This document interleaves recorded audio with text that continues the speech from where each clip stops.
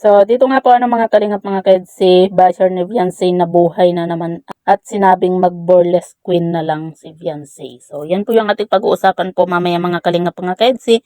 Pero bago po natin ipagpatuloy ang video ito sa mga bago pa lang po sa ating munting channel, huwag po natin kalimutang suportahan ang ama ng Kalingap Kuya Val Santos Matubang at Kalingap Rob. At paunawa panoorin po muna ang full video bago mag-comment para malaman ang nilalaman nito.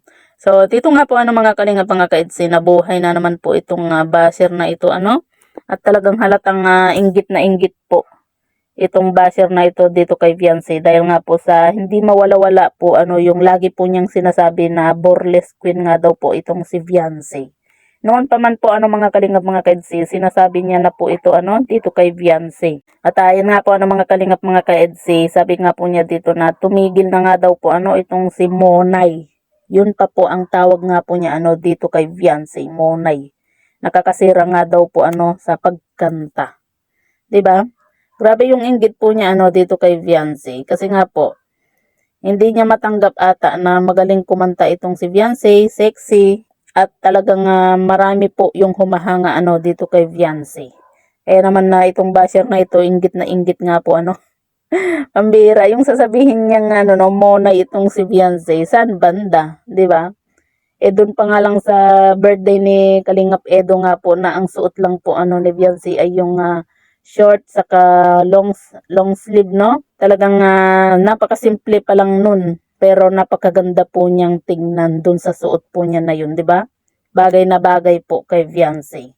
Kaya naman siguro itong basher na ito ay talagang umiral na naman po yung inggit sa katawan po nito dahil nakita niya itong si Beyonce na kahit na simple lang po yung suot po ni Beyonce, talagang bumabagay po dito kay Beyonce. At yung sinasabi po niya na mag-burlesque queen na lang po itong si Beyonce. And hindi ba niya narinig yung sinabi po ni Beyonce dito kay Kalingap Edo nung birthday na hindi siya aasa kay Kalingap Edo. Kasi nga po, may pangarap po siya, at ayaw niyang umasa kay Kalingap Edo. Doon pa lang, 'di ba? Nakakahanga na po itong si Beyonce kasi hindi katulad ng iba, 'di ba, na ipagpalagay na po natin na may kaya yung lalaki tapos yung babae aasa na lang sa lalaki. Pero itong si Beyonce, talagang nandun pa rin yung may pangarap po siya sa buhay. At hindi po siya aasa kay Kalingap Edo kung sakasakaling sila po yung magkatuluyan nga po. 'Di ba?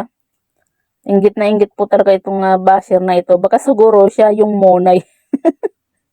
'Di ba? Saan ba parte yung sinasabi niyang Monay itong si Beyonce? Napaka-sexy nga po niya, 'di ba? Napakaganda kahit na simpleng suot, napakaganda po niyang tignan.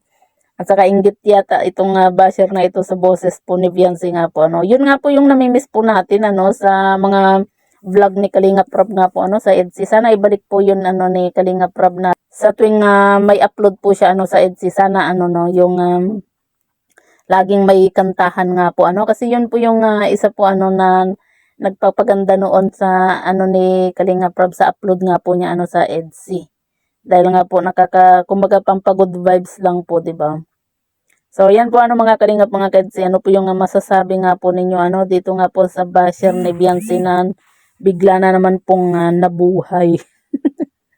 So, comment nyo lang po sa ibaba at babasahin po natin isa-isa.